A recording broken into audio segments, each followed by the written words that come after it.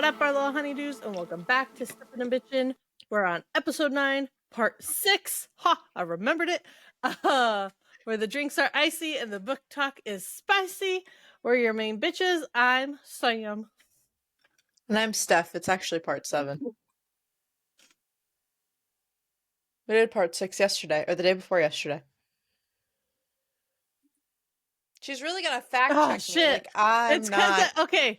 No, okay. I know what the problem is. The problem is I was working on the thumbnail for part 6. And so I had to type in part 6. And so I was like, yeah, that's what we're on. You tried. It's a beautiful try. People are going to be so confused. Anyways. So part 7, part 6 probably heard I don't know what day. I feel like I'm gonna drop part 6 and then part 7 is gonna be a next week thing. So yeah, hello and welcome to part 7.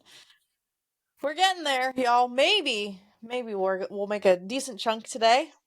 Who really knows? Like we do with every episode, I'm going to do the note to the reader.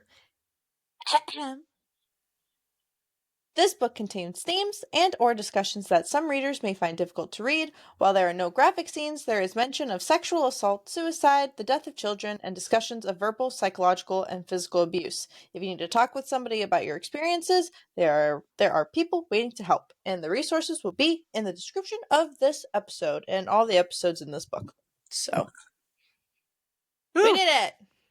Chapter 27. Yes. For part 7, we should have just kind of correlated that, but I digress. Yeah. Part 7, chapter 27, whatever. We ended chapter 26 with talking about the ancients, and she met Theron, and they're talking about getting the bones and what they need to do.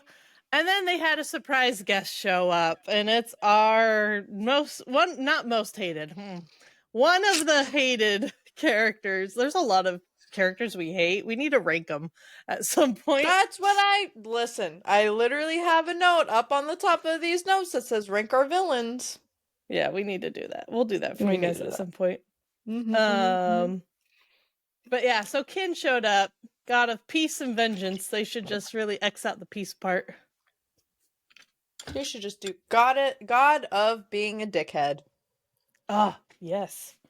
I don't have. But then maybe we shouldn't slander dicks. I don't know. Oh, that's true.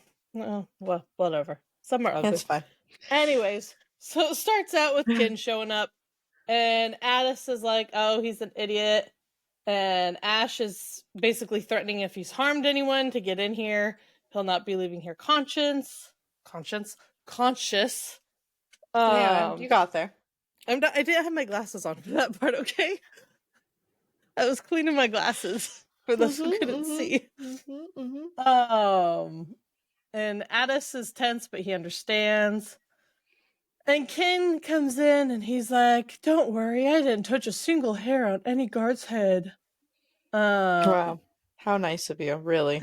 And they're like, what are you doing here? And Kin's like, I could ask the same thing of you. And Ash is like, he's welcome here, you are not, so you have less than a minute to explain why you'd make such an unwise decision as entering the Shadowlands uninvited. You like my voices? Dun, dun, dun. Yeah, there's something. Okay, well. He says, I came to demand payment for what was done to my hounds. And I want to look at him and go, seriously? You seriously? And Sarah's even in disbelief. She's like, the hounds you sent after Nyktos. And in his disrespectful way, he's like, I wasn't speaking to you. And she says, you should be, since I'm the one who killed most of them. And he said, interesting. I'll make sure to let the king know you've admitted to slaughtering my hounds. And she says, you go ahead and do that. We hate him. I just hate him. I hate him. And then he sees Theron, and he's like, what the fuck are you doing here? And Theron, in all his glory, just goes, acknowledging your presence already isn't worth my precious time, let alone answering your questions. Oh, I love Theron. I feel like Theron's gonna come in as like the MVP. He doesn't even need like a redemption or villain arc. He just needs to be himself, and he'll just be the fave. He's just him, and we love him, and it's great. I'm happy to hear that. I feel like this is a weird comparison, but I feel like Theron is like Tawny in the way where like just doesn't give a fuck. Like Tawny she'll say shit to like Cass and stuff like that. And she's just unapologetically herself, and I feel like he is that way too. It's just I don't know why. It's just that's where my mind went. That's a parallel. Yeah. Uh-huh. Mm-hmm. Hey, maybe that's what Tawny becomes. Maybe she becomes a soul eater. An Honoru? Yeah. I'm not. I don't know if I'm saying pronouncing it. I that hate right. saying it so much. I want to say ennui. That honestly would be funny if she did, though. Be interesting. Very interested. Anyways, Kin really pisses me off in this whole encounter. And I love that I just looked over and saw your note that says Kin fucking annoys the ever rotting shit out of me. And it's true. Because this whole encounter, I just like, you know, when you're talking to someone, you just get the urge to slap them repeatedly. That's Kin. Yes. And okay, she's saying yes because that's how she feels talking to me all the time. At least she knows. Kidding. That's okay. You can slap me in 3 weeks. Anyway, that's neither here nor there. Sounded like your dog trying to howl. He's snoozing. Oh, don't give me. Anyways, so throughout this whole encounter, Kin is like belittling and disrespecting Sarah every point he gets. Like he sees her and he's like, weren't you in a cage the last time he was gonna say saw you? And Ash is threatening him. And Sarah's like, no, he's like, don't finish that sentence. And Sarah's like, finish it. I dare you. And Addis is like, don't finish it. Let me handle this. Then they said, if you mean by handle this, you mean removing him from my sight, then you better do it quickly.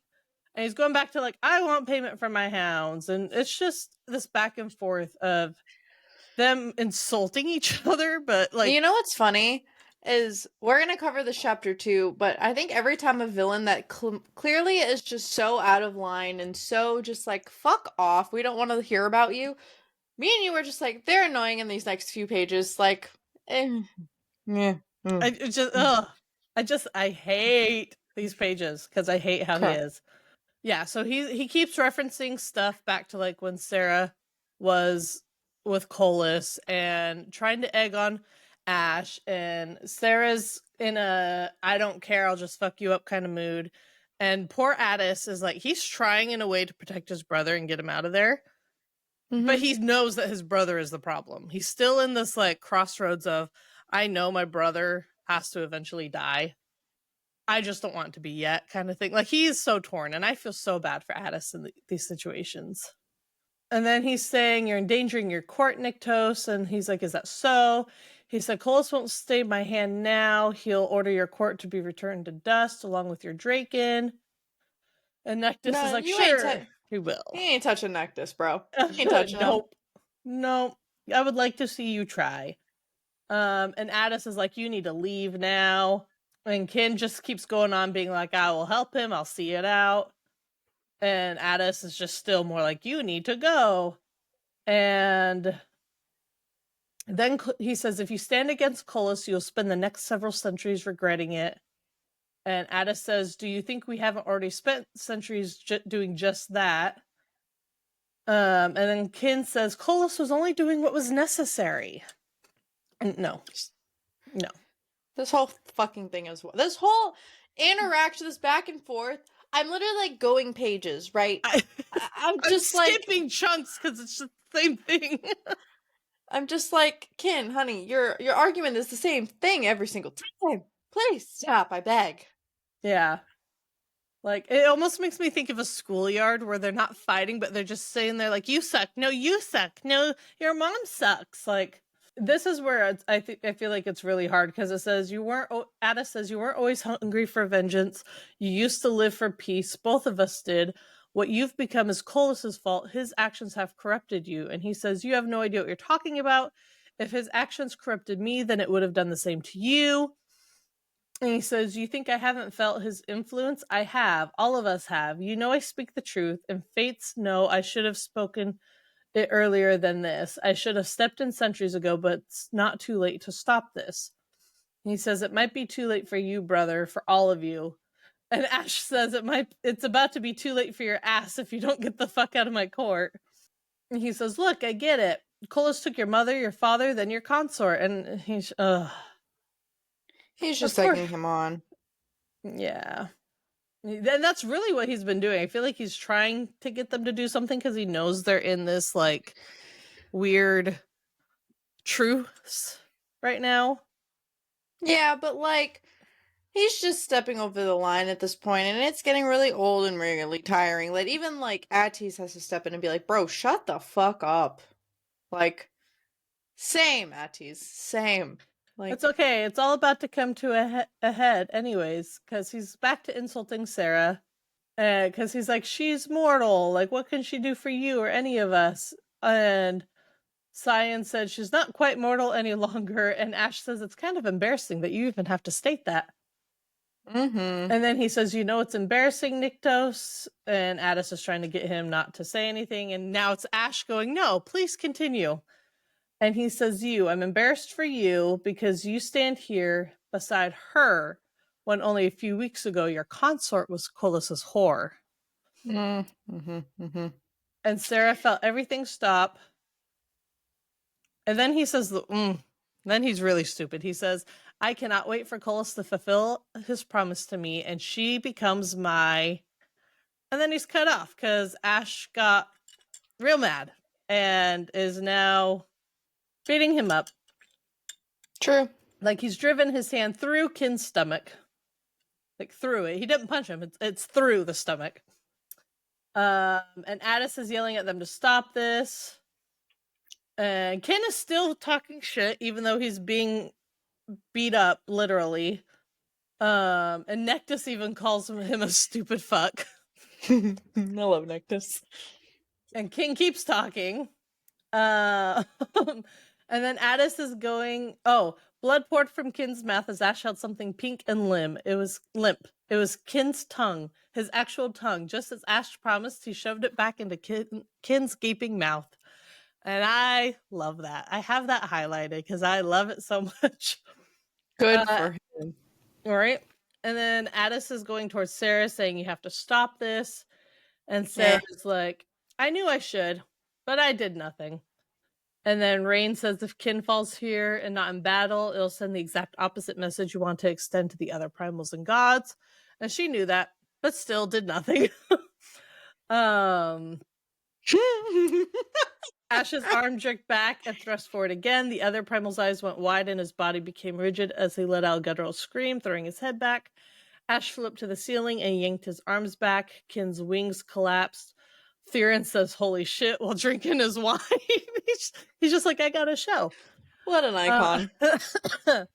And Ash now held Kin's beating heart in his hand, the shadows moving through Ash's flesh stilled, leaving silver streaks across Ash's cheek as his all silver eyes locked with mine. Ash bit into the heart, tearing through the muscle. Hot. Blood spurted, running from the corners of his mouth. He lifted his head and then spat the blood into Kin's face. Hot. As his hand closed around the heart, crushing it. Hot. It's really not, but I gotta say something to get through it. If you guys aren't watching this, you need to go to YouTube because Stephanie's faces are prime. Then he let Kin go and he plummeted to the floor. And Theron just goes, ouch. I love that that's when he goes, ouch, not when his heart was ripped out and bit into or anything. And Sarah giggled. Well, she started to giggle, but had to, like, squelch it. Addis is, like, eyes closed, long breathing. And then Ash came down and stepped up to Addis and said, I don't care what you do with him as long as you get him the fuck out of here. This meeting is over. And it said the blood and the gore weren't visible on his shadowstone-hued flesh. As Ash faced me, his eyes met mine and he stalked toward me, silently taking my hand and shadow-stepping us from the throne room. Nice job, Ash. You protected something. I don't fucking know. He got angry, bro. He stood up for his woman. He stood up for her. Mm-hmm. Sure. So they're back in the bedroom. Actually, they're in the bathroom. And he asks her what she's thinking, and she says about many things, and he wants to know what the most pressing thing is. And she's thinking about the heart. And she's like, I was thinking about the Irini and how close we came to breaking it. I was thinking about Addis. Everything with kin must be so hard for him. Retweet. And he says it would have been less so if he'd gotten the fucker out of here. And she says it's his brother. He was trying to do it without hurting him. And he says that's the problem, because at some point he will need to hurt his brother. And I think Addis knows that. Like, I'm pretty positive at this point Addis knows that, but it doesn't make it like any easier for him. And she says, I know, and he knows that. He knows what's happened. He knows what happened when Ethos gave Kolos too many chances.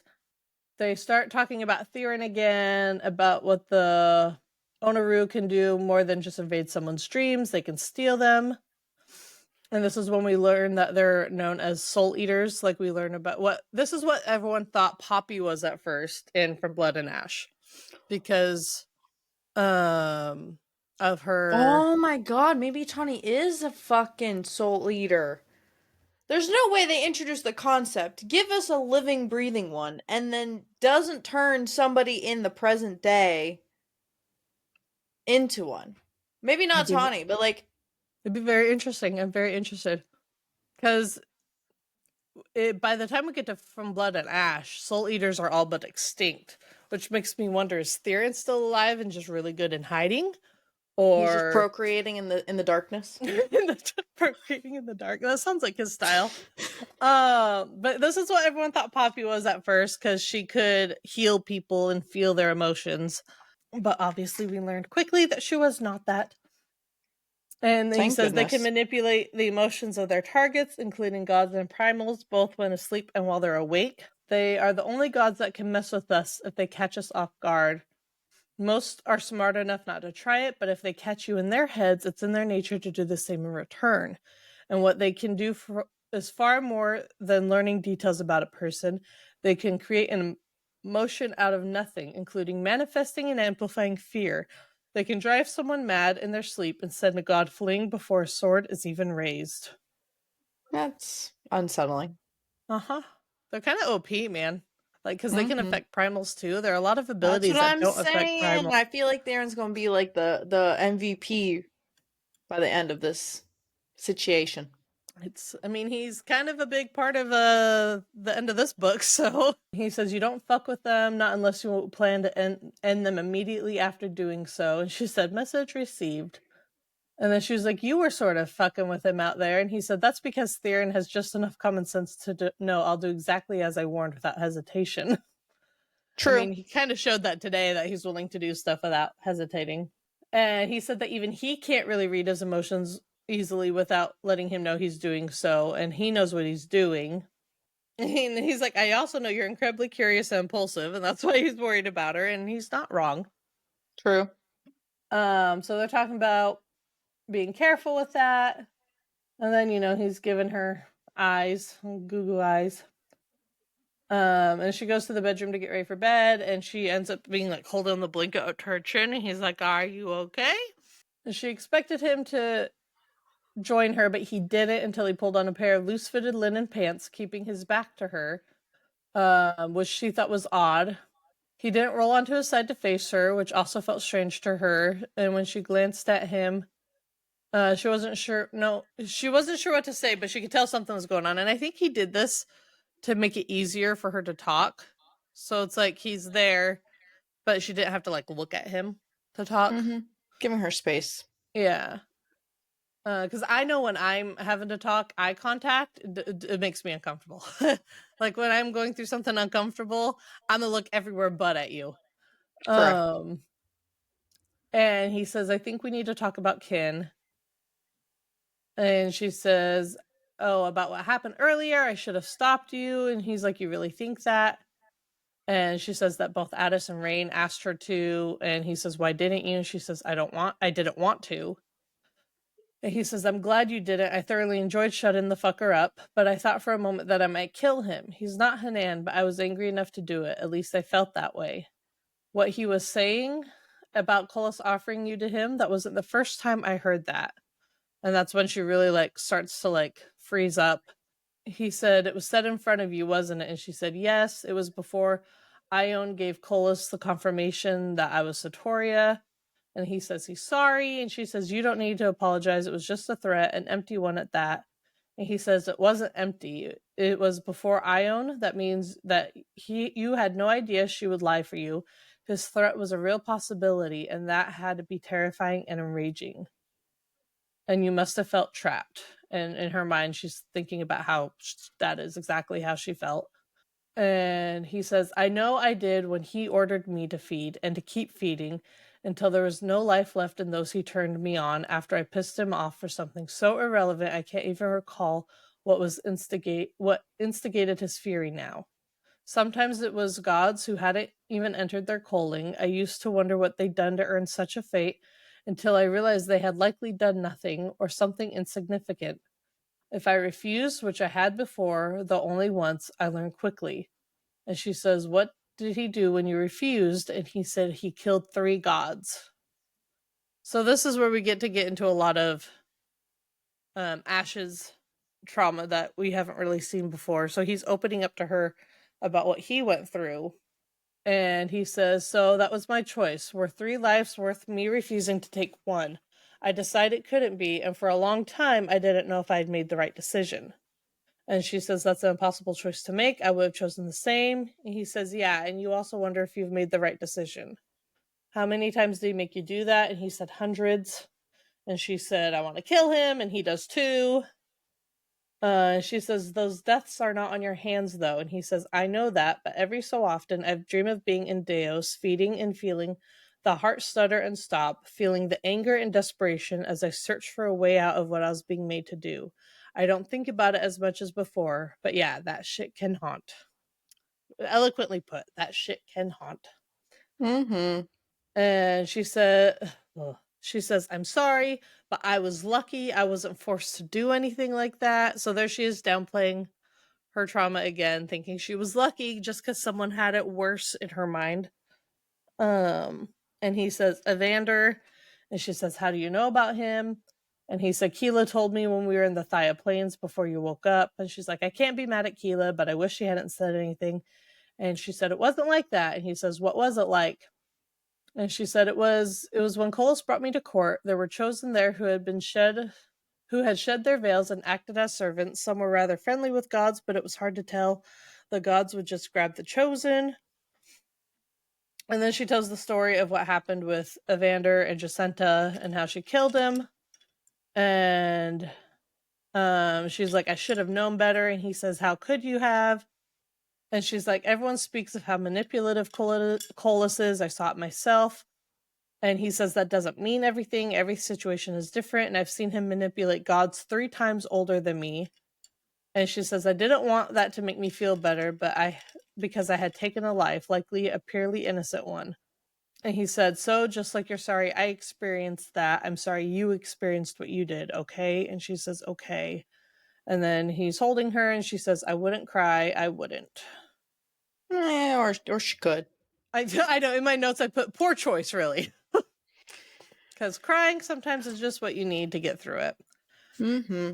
And then we go into chapter 28, and they are in the Thaya Plains. Finally. And I know, right?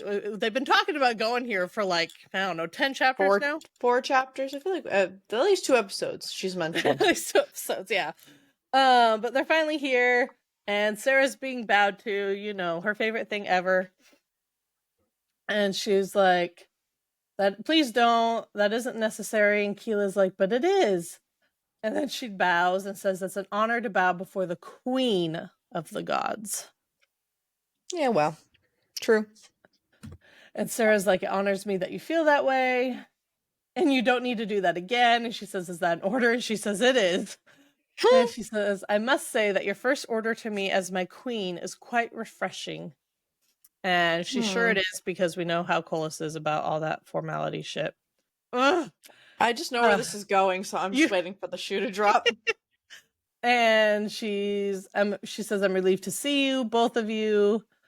And then she looks at Sarah and she says, "You look very healthy and strong and so full of life." I hate Keela right now. She could have just said something. She's not going to.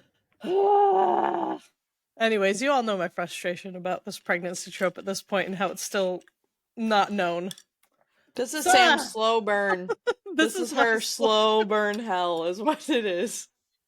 Steph was ahead of me in the reading, and I would text her and I'd be like, "Have they said anything yet? Has it been brought up yet?" I was so annoying about it, man. And so, okay, so they go into talking about how they're in the period of the Irony, and until it ends, will not be summoning the primals, and how they're going to be careful about what they say, and she understands. And then she explains how Nyktos is the king, and they talk about the deal and what was made. And she's being good about not saying too much and not wanting to tempt the fates. And then they kind of get down to what they're talking about, and they want to know more about the prophecy. I got ahead of myself, guys. They don't want to tempt fates. They got to talk about the ancients first. Yeah, that's why I got, because I knew they talk about the prophecy here. So I was like, oh, they go into that, but I forgot they learned the other stuff here.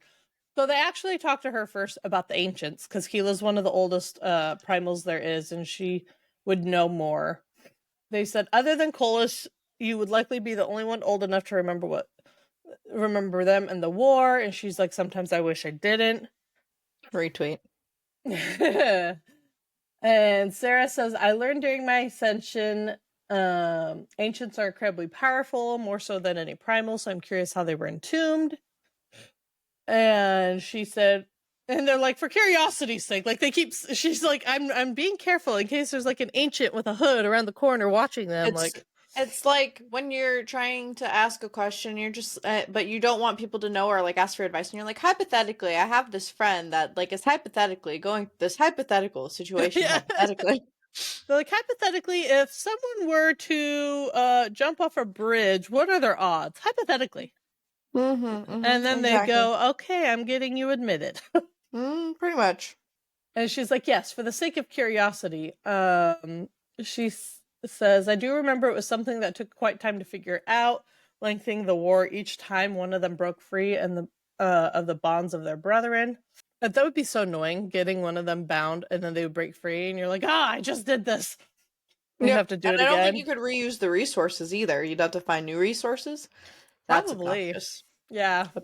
Like, okay, I gotta go kill my grandma real quick. We need some more bones. Correct. She said, you see, the bones weaken them, but as you well know, the ground seeks to protect us and them. Neither shadowstone nor bone can block the strength of the ether that fills the very air we breathe and the soil we rest in. But there is something that acts as a shield of sorts. Other than Colas, no other primal alive today knows of it. And it is called Celestite. Celestite? Celestite? Celestite. That sounds right. It's a naturally occurring mineral that can be found where the ancients first slept and matured. There are many places, but they're all in the mortal realm. And they said, have you seen something like this? Well, first they talk about what it looks like. It's, they became underground caverns, recognized as one such would be hard. You see the celestite is oddly colored. Wouldn't be hard. The celestite is oddly colored. It carries a burnt red sheen. And the mineral often looks damp as if it's weeping, and they ask, how does a mineral look damp? It glistens, I guess. It looks like it's glistening. Like, I guess it's a way of saying it's a little sparkly, like when you get a rock wet and it's dark. I don't know. Imagery. Anyway, continue. I'm gonna say it glistens a little. Okay. And she says, I haven't seen it, but I know of at least one place in Oak Ambler. You really had to just eat your mic for that one, didn't you? Oak Ambler. Yes.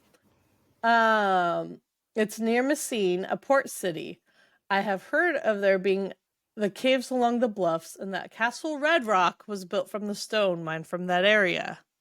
And we're all making connections, right? Yeah, okay.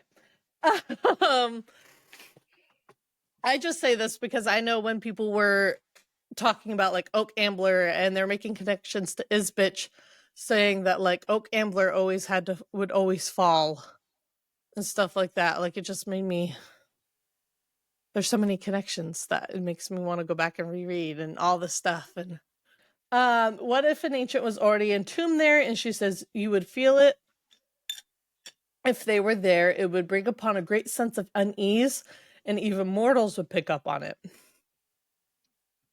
That's probably the same feeling. I wonder if that's the same feeling with a god being entombed, because like Malik was entombed, and that's what caused the Red Forest, and it didn't feel great in there when they thought it was because of the Craven presence. Potentially. I could see that. It's probably not as great of an unease as like if an ancient were there, but interesting. She's like, if you do get curious about these locations, I suggest you don't spend too long exploring them. They can weaken you. Just being inside one and near the Celestite can affect you. And they say, we'll keep that in mind. And now they ask, what?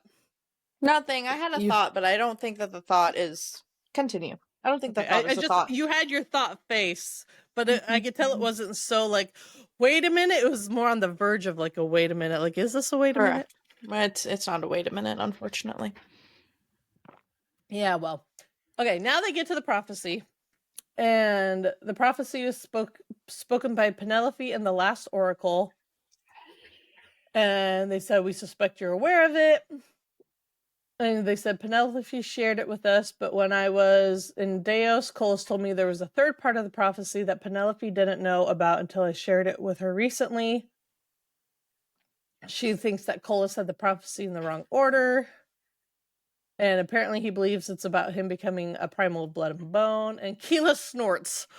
And she says, of course he would. After all, he thinks everything is about him. Retweet. She ain't and wrong. I love her. She's her woke. for that. She is woke. And they said, so the prophecy isn't about him? And she says, oh, it is. Several moments. Wait. No, keep going. You have to read the part before I say wait. Okay. Hey, there's a potential wait coming up, guys. She says, oh, it is, at least some of it. Your father shared it with me. It was one of the reasons I helped him when it came to Satoria. I'm sure you can imagine the other reasons. And she said that she could. What does Satoria have to do with the prophecy? She says everything. She is, after all, the harbinger and the bringer. Okay, this is my wait.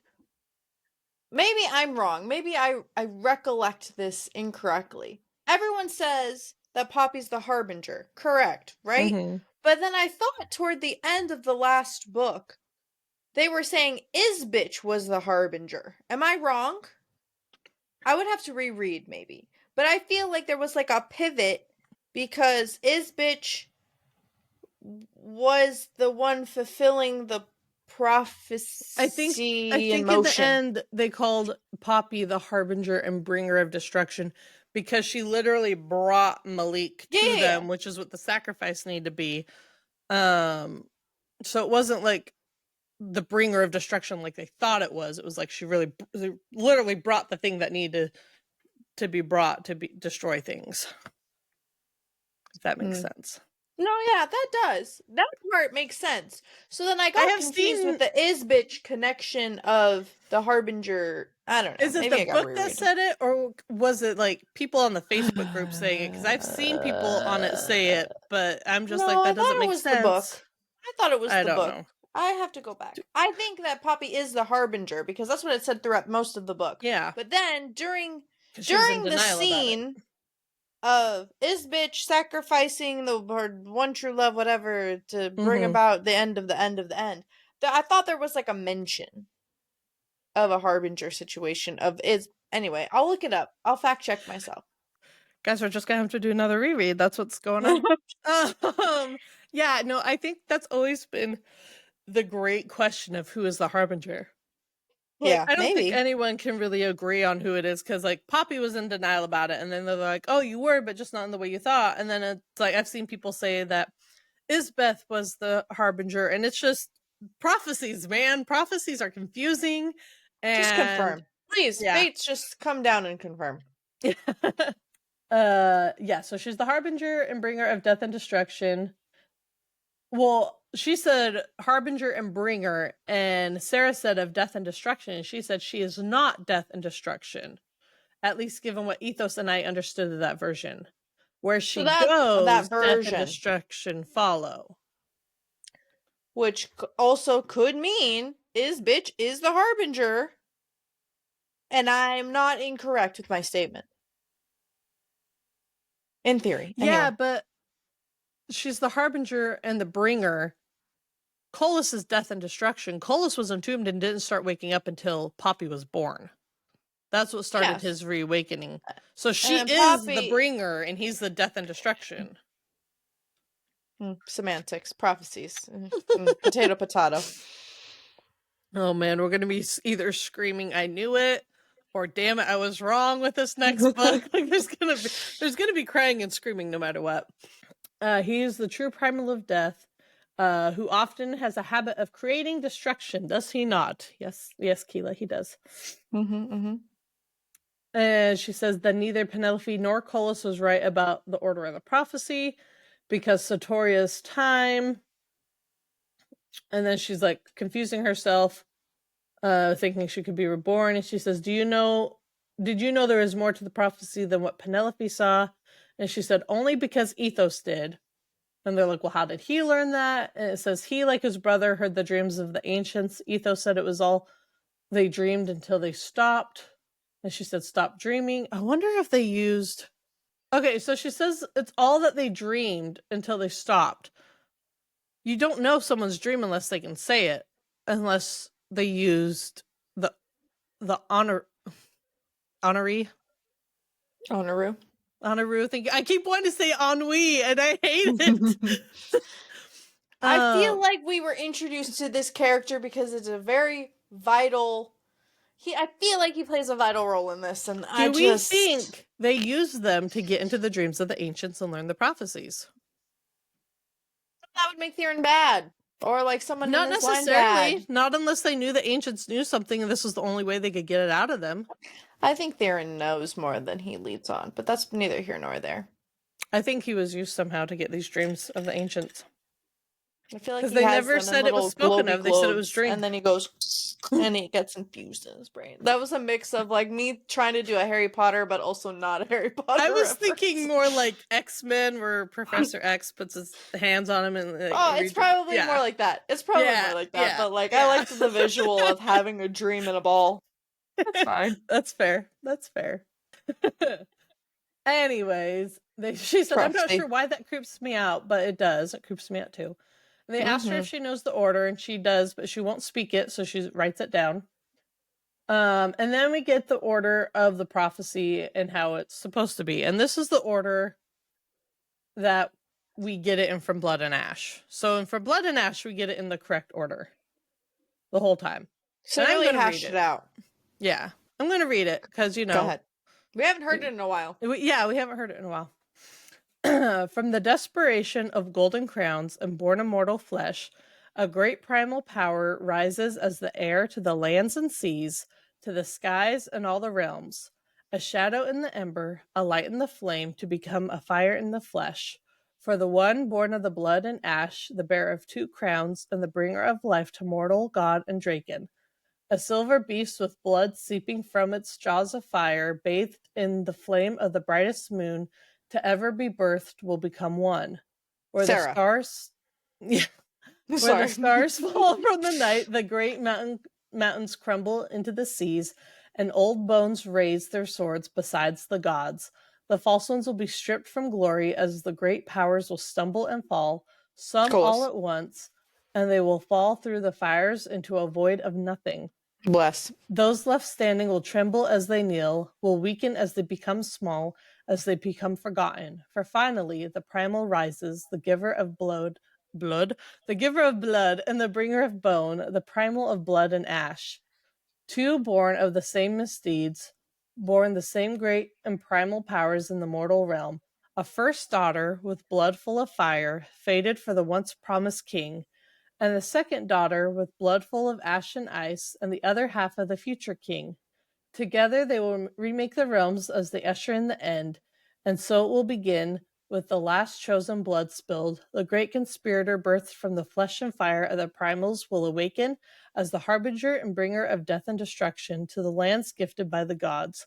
Beware, for the end will come from the west to destroy the east and lay waste to all which lies between. I need a map, which we have one technically. Yeah. I listen. I think is bitch is the harbinger. Millie is blood full of fire, homegirl first daughter, obviously, and then Poppy is big baddie primal blood and ash. You know what was weird when I was reading this and I read a first daughter with blood full of fire? I thought of Jadis for some reason. I don't know why. I know it's not. I just don't understand the Millie having the blood full of fire part. She is not normal, so she could be some. Maybe they were feeding her Jadis blood while Jadis was in captivity. Well, that's And the she thing, built, though, is that the I blood don't of know. a Draken will burn you instantly. But Not a what was revenant. That's weird... not a revenant. No, that's But how if you she's kill immune. revenants, is with the blood of a Draken. Or with But you Draken can't kill fire. Callum. Have they tried setting him on fire? I don't know. I thought they did. I Did don't they think they not have. try to set him on fire? I don't think Damn so. it. They had one I job. think they Just had to let make him him drink the blood. But the problem... Okay, so this is the interesting part that I keep thinking about. Because it does say that she's the first daughter with blood full of fire. Her and Malik went to kill some revenants, and they're like, "Oh, we know how to kill them." And I thought they just had blood, like vials and stuff. But part of me is like, what if somehow her blood is full of fire, and she's how they killed the revenants, like her own blood? Could work. Interesting thought. Interesting thought. Yeah. So Colas was wrong, and he didn't know about the two daughters. And Keela's just kind of quiet. And it says, I rubbed my palms over my knees, suddenly feeling anxious. I should feel relief that Colas had been wrong about the order of the prophecy, but that meant Penelope had been correct, and my suspicion regarding how it sounded might also be on point. Colas said that the part of the bearer of two crowns and the born of blood and ash part was about me. And she says, I wasn't sure if it was referencing you, not until your coronation. And that's when Ash remembers the brightest moon. He says it was just something that popped into my head and it made sense. Your hair always reminded me of moonlight. And that's why Keela said it made you feel hopeful. And he said, Coles also thought I was the silver beast, and then they read the part about a silver beast with blood seeping from its jaws of fire, bathed in the flames of the brightest moon to ever be birthed, will become one. He says, I'm the silver beast. What if Callum's the great conspirator? I mean, it would make sense. Would it not? No! It has to, dude, sorry, you can continue because it's lower on the page. No, I'm trying to, okay. I was trying to remember the part about the great conspirator. Whoa. She says it, and like two Okay. paragraphs down. Okay. You have become one, and he says, I had. This meant the false one, Colas, will be stripped, will be defeated. And she's like, yeah, but it's not what all it says. It sounds like he's going to return, that he was the false one and also the great conspirator, and then she breaks off. And then they're like, if he's not the one of blood and bone, then who is? And they said, what is that part again? It says, after, as they became forgotten. He says, for finally, the primal rises, the giver of blood and bringer of bone, the primal of blood and bone. And she says, will become one. Could that part about the giver of life actually be about me? I mean, I had the embers of life inside me before I ascended. I was the giver of life, but I'm not the bringer of death. And she's like, you're not. You're the bringer of a death, not Colas, but Ash. Keelan's not really helping. Keelan's adding more fuel to this fire. I genuinely, sorry, I just had like a brain blast because we're all about this like redemption arc for Callum, or is he a baddie, or is he not? Maybe he's the great conspirator and it's him all along. Maybe he, I don't know, is partnered with a fate. He is low-key a fate and Revenant mix it. I don't know all the who's he what's it's tidbits and the T's that are crossed and the I's that are dotted. But what if the thing is about Callum, Millie, Poppy, Sarah? Period. Sorry, I'm looking at the prophecy again.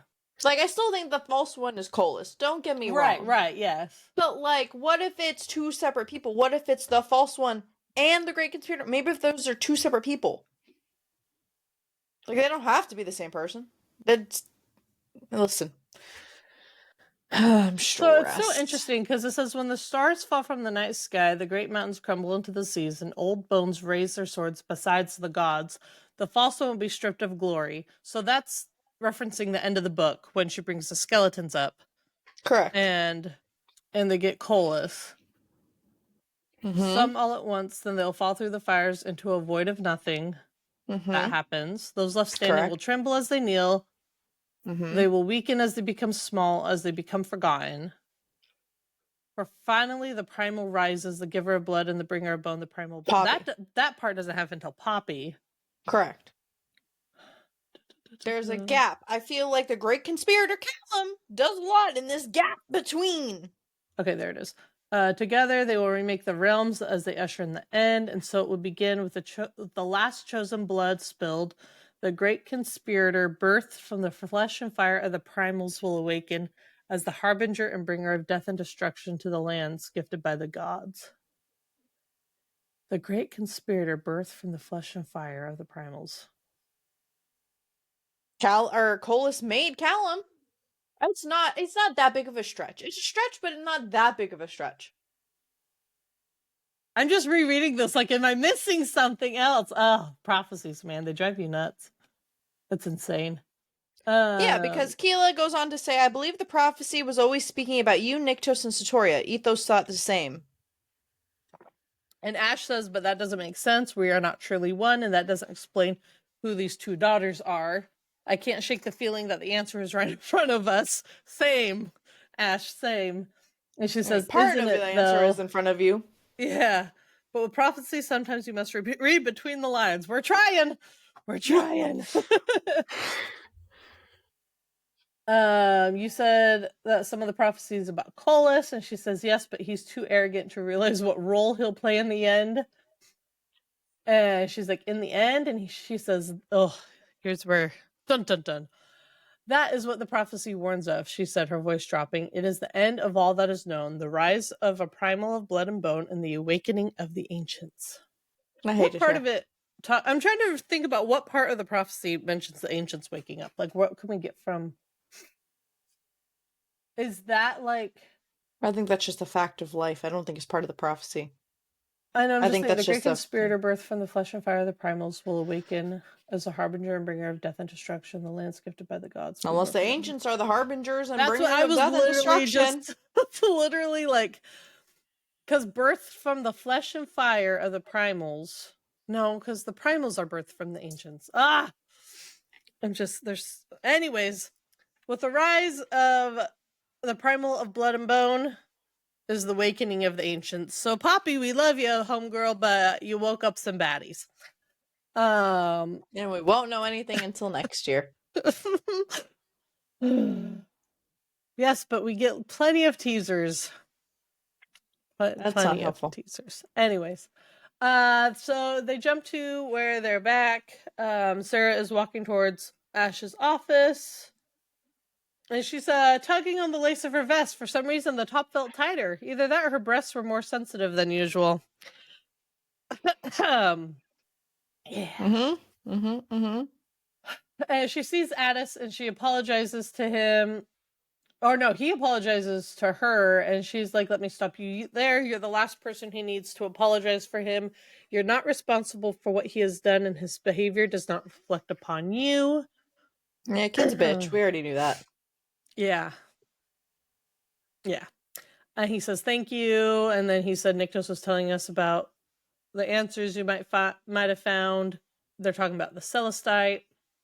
And they say Scion is, I don't know why I stuttered there. Scion is heading out to Oak Ambler today to see if he can locate the caverns. Crowley is going with him. If he can find them, he'll see how deep they are. We don't want Colas any place near the surface. The last thing we want is for someone to stumble upon him. And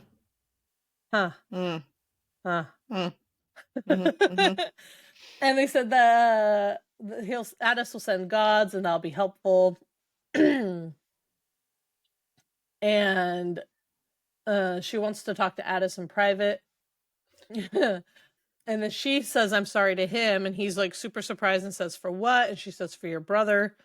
And he's like, fuck, Serafina, you don't need to apologize for him. And she's like, I know Ethos still loved his brother, and that's how Colas was able to kill him.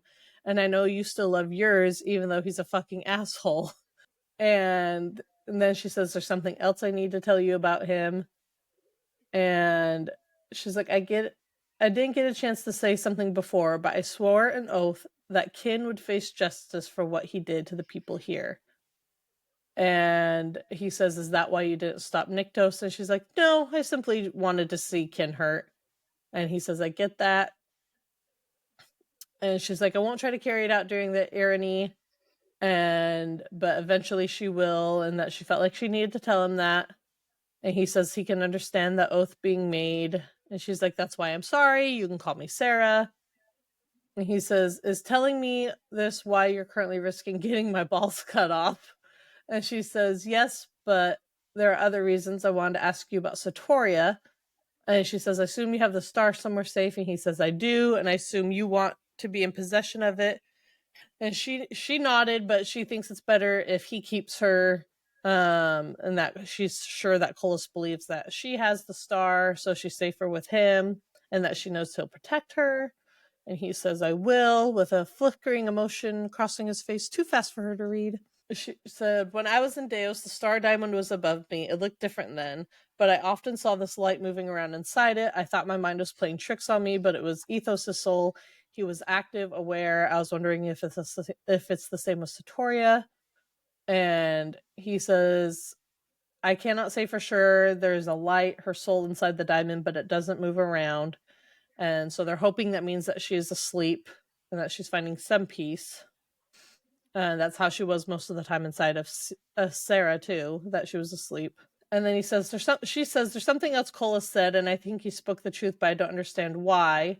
And she said, Colas said it was Ethos who caused Satoria's second death. And Addis says, your suspicions regarding that are true. And she says, why? And he says, because that's what she wanted. Satoria asked him to do it. Knowing this would cause a whole feud. Satoria, please, honey, please. Anyway. So then we go into chapter 29. It's been 2 weeks since Ash and Sarah spoke with don't say Tila. 2 weeks. You know that's not what you want to say. Yeah, it was a fortnight. And then in the notes I wrote hee hee. For any of you Taylor Swift fans out there. Really, this is kind of just like a filler chapter in my opinion. Scion found the caverns and they're working on excavating the Salistite? Sure, whatever. And everything's pretty much hunky-dory, but Sarah is still having her nightmares of her time in Deos, whatever, while she sleeps. She also is having these like moments with the younglings, and it's a very touching situation. Jadis is in her mortal form more often now, and her and Reaver are continue to have their cute little sibling bonding moments, which I think is super cute, even if it's just something as simple as combing her hair, but I digress. And she kind of prioritizes spending time with the younglings. She offers to like comb Jadis's hair out instead of practicing shadow stepping and all that, because well, this was just as important, she says. And then somehow while she was combing Jadis's hair, she like thinks about the father she didn't know, and she says that she doesn't need the Videntia to warn her that going into the Veil to find him, an act far too easy for her to do as the true primal of life, was something the fates would frown upon. The dead were dead, the living were alive. Shocker. And so then she is going into Nyktos' office and she sees the Book of the Dead, and she's like tempted to kind of reach for it and kind of snoop. She's doing a little snooping, and when she hears a voice in her head that says the Book of the Dead is for the dead, not the living, and she has this feeling that it would cross an invisible line if she opened the book that Ash wrote the names of the dead in his blood. I don't know why we had to add that part to it, but like, in his blood. For drama. Sure. So Rahar, Sarah calls Rahar because she has this like random thought. She had a Steph aha moment where she's like, wait, what happens if like Nyktos is not, not around, like he can't write the names, whatever. For the pillars, like do people just kind of, is there a traffic jam? You know? So then she learns that Sion and Rahar got their souls back, and when Nyktos is incapacitated or not around, Rahar takes over for him. And that also Rain has the capabilities to do that as well. And the longest We love being that prepared with backups. obviously smart man. The longest was a couple weeks that souls were backed up, so that's a little, rough. So Nyktos gave them their souls back, and then he says that I had to take his blood, and it only works when I'm holding the Book of Dead. Rain can also do it, and just in case something should happen when we're both out of pocket. Kind of love that there's technically a second string and third string here. All right. And then they end up talking about like them bonding is really nice. And he's like, things are different now. They kind of just agreed, like they haven't had time in the past to get to know each other, but things are different. And she goes, because I'm the true primal of life and the queen, like that's why like things are different. And he's like, it has little to do with that. You risked your life for Nyktos in the Shadowlands and for Rain. Oh, we love a love. You know what I'm saying? And Rahar goes, I don't know how you convinced Kolis to release him alive, and Rain has never gone into a lot of detail, but I do know it must have come at some cost to you. You had no reason to do it. Not for him, not even the Shadowlands when Kin attacked. And he goes, that is why things are different now.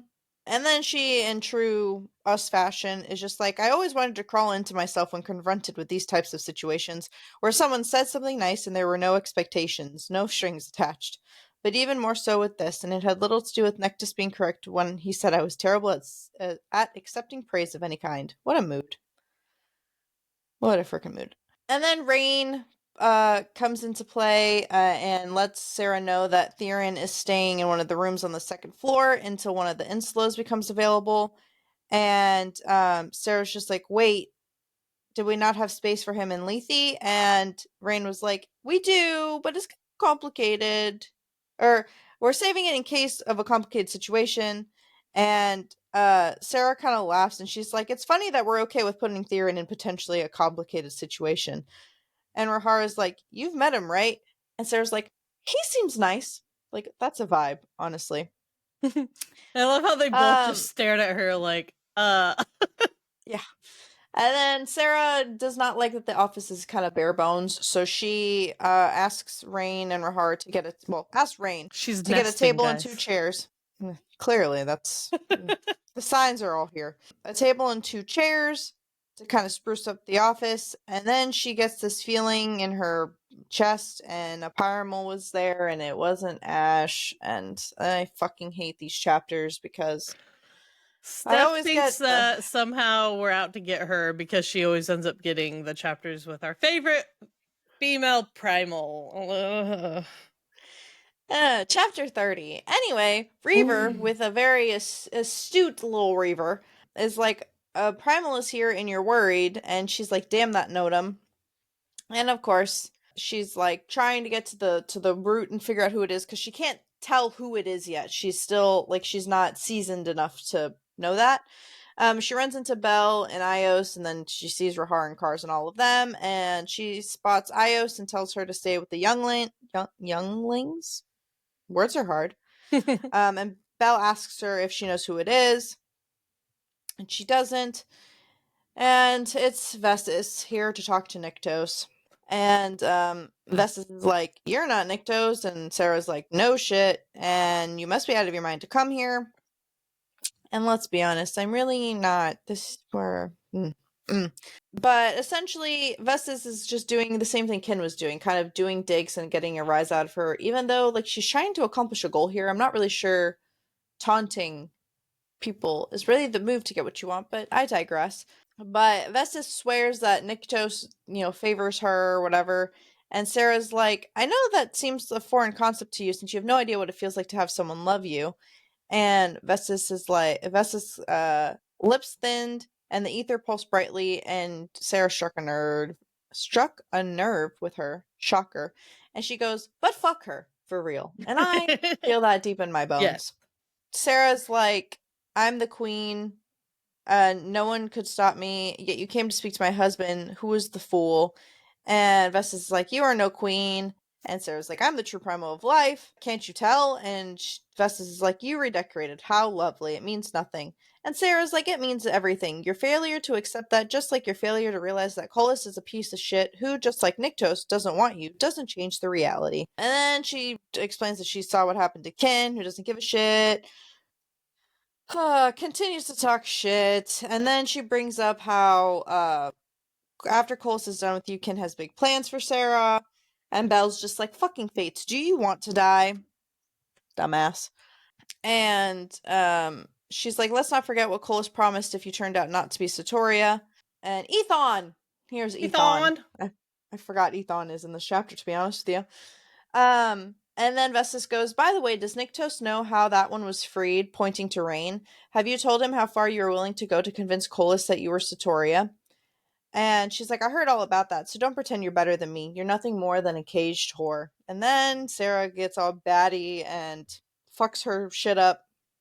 Disrespectfully, of course, because she does not deserve respect. No. And breaks a bunch of bones. Oh, knees are in the everywhere, to be honest. And Belle at the end of this whole transaction, it goes, ouch. It's like Theron, but yeah. Belle. I think Theron and Belle are very like two peas in a pod. Yes. Rain is trying to like rein her in and get her not to kill her. Really get her to not kill Vestas. I am amused.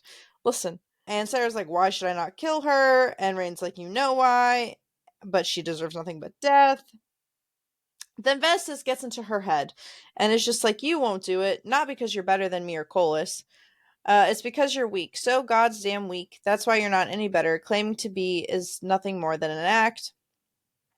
And Rain's like, I know what she's doing. She's in your head. Don't listen to her. And he's like, you don't want to start a war, Sarah, but if you kill her, that's exactly what you will start. She's just imagining killing her over and over and over again. And Nyktos gets into her head and gets her imprint. She feels his imprint. And it's kind of like, is vengeance worth the price? And she's like, it's more than vengeance, it's justice. And Nyktos is like, the difference between the two is a fine line. And no one walks it without stepping over that line. And Nyktos is like, Ash sent me, he was worried. And Festus is like, how sweet. Shut the fuck up, bitch. I hate you. Anyway. But then Vestas reveals why she came there in the first place. Colas offered you a deal, and that's why I came here, to get Nyktos to convince you to take the deal offered. And Sarah's like, and you thought you could accomplish that, which is dumb. And she's like, then Vestas is like, no, but it's the truth.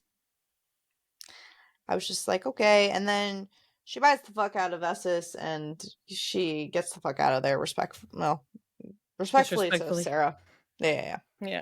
Then after Vestas is disposed of, Rain and Sarah have this little moment, and he's like, can I talk to you? Sarah's just like, I know I didn't control my temper out there. You don't have to tell me. And Rain goes, I know that's not what I was going to bring up. I just wanted to let you know that nothing has changed. I haven't told anyone what you did for me, and I won't. And Sarah, of course, diminishes everything. And she's like, there's nothing you could really tell them. You were unconscious. And Rain's like, I know you made a deal with Colas. I don't need to know the specifics of what that deal entailed to understand. And Rain is like, have you told Nyktos? And he goes, and she doesn't answer. And he goes, that's what I thought. I know you're not asking for my advice. And I also know it isn't my place to say shit. But those details won't stay between you and Colas. Ken was still there, wasn't he? He knows, and he clearly told Vestas. And Sarah goes, it doesn't matter. I know you don't believe me, but nothing happened. And Rain is just like, she keeps trying to diminish it. And Rain is like, Diaval knows. The damn Draken overheard everything. I know what Colas asked for in exchange for my freedom. And Sarah goes, nothing happened. Colas only wanted to sleep in the same bed. He didn't try anything. It was nothing, and that is the truth. And then Rain is just like admitting defeat, honestly. He's like, it doesn't matter if that was the truth, but like, talk to Nyktos before someone else takes your words and weaponizes them. And he's not wrong. No, it's fair. Like, that kind of stuff should be heard from her. Correct. And then we go into chapter 31. Well, now it's like reliving this whole thing just with Ash in the room now. Ash returns after he's done, doing the pillory doodads. And he notices all the scars on Sarah and the blood in her hair, and he's like, what the fuck happened, kind of thing. Gone for 2 minutes. Yeah, gone for 2 minutes, and it was probably like 3 hours, a bajillion hours maybe. Sorry, just And off then and so she recounts the whole thing with Ash. And Ash is like, I felt your anger. I tasted hot, acidic anger. And she's like, that doesn't sound pleasant. And she's just like, why was she here? Like, because she's a dumb bitch, obviously. And then they have this whole discussion about how Nectis was able to kind of snap her out of her rage. And Ash is just like, you're better than me. Like, there were times where, like, even Nectis couldn't get through to me. Like, I would murder her in cold blood. Like, especially when it comes to you, kind of thing. Which I think is cute, but also murderous. So probably a problem. But she broke her nose, Good. threw her down the road by her hair, kicked Good. her, and then grabbed her by the hair again. Good. And broke her wrist and bit her. Good. It was a fun time. Um, Just a normal Wednesday night. Correct. And then she was just like, I wanted to kill her. And Ash is like, well, what was holding you back? And Sarah says, I would have killed her if Nectis hadn't shown up. Even Rain tried to talk some sense into me. And, like, I really would have killed her. And she was really close. And Ash is like, you didn't kill her. And Sarah's like, only because Nectis was there. So I'm not sure that counts. And he goes, it does. And then he goes, I held back with Kin, but it seems you've forgotten that I killed a primal in anger, and I don't regret doing it. I can tell you right now that Nectis wouldn't have been able to stay my hand, not when Hanan was standing between you and me. But he was able to reach you, so don't feel too bad about it. But obviously Sarah is going to feel bad about it because, well, That's us. whatever. Then they're having a whose dick is bigger battle, and he's saying how his fangs are more impressive than her, despite all the bad bitchness that she's doing. Then she keeps dwelling on Vestis's warning, and she is saying that she hates the Arini. Sure, that's what I'm gonna say. And it was getting harder to not think about Belle, to call for a meeting and to not think like Belle, to call for a meeting and reject Colis's offer. And she's struggling to have her mind shut down, alternating between everything. Would Colas wait out the Arini? How would he respond once I summoned the primals? What about the prophecy? Then there was the whole confusing storm of conflicting emotions that had reared its head once more this evening when I fed from Ash and he declined my offer. I felt relief and disappointment at the same time, then shame that still scolded each breath I took. Oh my god, when she finds out the whole thing with that's just another wild ride we go on. And then she's supposed to be sleeping, and she ends up waking up Ash with all of this situationing in her brain. And he's just like, what's going on? And she's like, if we cannot prevent a full-scale war, what kind of damage could we be looking at? And Ash says, a lot of energy is created when primals fight, which builds up in the area. It disperses, spreading throughout the realms. Just using the ether in the mortal realm can have an impact, depending on how much is expended. Elysium is heavily warded and has been since the time of the ancients. Those wards are tied to the primal of each court. As long as the primal remains standing, the courts are mostly protected, but the area where the primals fight will sustain damage. The release of energy, if big enough, can create tsunamis, earthquakes, and violent storms. The severity depends on how intense the fight is. If a primal falls without another being able to rise, you're looking at all of those things but amplified. Yeesh. And then they go into a whole threads discussion because, and Ash goes, nothing is set in stone. We are proof of that. Don't forget. And so then they're, talking about, like, what are we doing, essentially? Like, I want to warn the mortal realm if this is the impending doom that we're facing. She wants to warn Ezra. Ugh. Anyway, she wants to warn Ezra, and he's like, when do you want to go? And she's like, tomorrow. And he was like, then do it. But then he's like, well, we can't both go, kind of thing. So Nectis is going to go with her instead. And then he fucks her to sleep, essentially, to get her to get out of her head. Get much needed. And we love that. Sometimes you got to do what you got to do to help a girl out. Correct. And we all know he doesn't complain about it. The beginning of the end for this fucking book. Beginning of the fucking end for this book. So much. I hate it here. This is fine. Yeah, part 7. Don't ask me. I got it wrong, apparently. Yeah, part 7. Sippin' and bitching on all the things, Thanks. and we'll be back. Well, as we pump these episodes out, I'm gonna just try to kind of edit and release them maybe twice a week if I can. So We're trying to not spend the rest of the year on we're just this trying, book. Will we but like accomplish? Probably not. But, we're halfway through now. 32 out our of girls, 65. girls can hope for sure. So we're doing the damn thing.